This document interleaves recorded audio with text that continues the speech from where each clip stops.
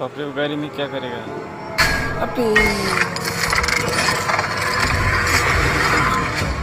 আরে বাহ, গাড়িটার চেয়ারা তো আমি বদলে ফেলেছি। আরে ওস্তাদ, আপনি তো দেখে জাদুর লাঠি দিয়ে গাড়িটার চেয়ারাই পাল্টে দিলেন। চলেন এবারে এই গাড়িটি নিয়ে পালিয়ে যাই। আরে পাগল হয়েছিস তুই? এটাতে যদি কেউ হাত দিয়ে টাচ করে তাহলে এটা আবার আগের মতো হয়ে যাবে। আরে ওস্তাদ, তাহলে এখন কি করবেন? তুই এখানে দাঁড়া, আমি প্ল্যান অনুযায়ী কাজ করতেছি।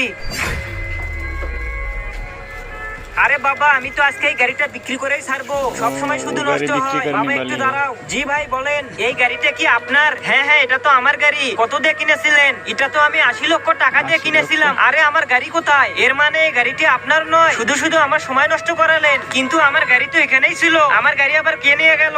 আর এই গাড়িটি এখানে কে রাখলো? আরে ভাই সাহেব, কি করতেছেন? গাড়িটিতে হাত দিয়েন না, অনেক দামি গাড়ি। গাড়ির মালিক দেখলে অনেক রাগারাগি করবে। ভাই সাহেব, আপনি এখন বাড়িতে যান। মনে হয় আপনার গাড়ি কেউ চুরি করে নিয়ে গেছে। আচ্ছা ঠিক আছে। আরে এটা তো দেখি পুলিশ যাইতেছে। পুলিশ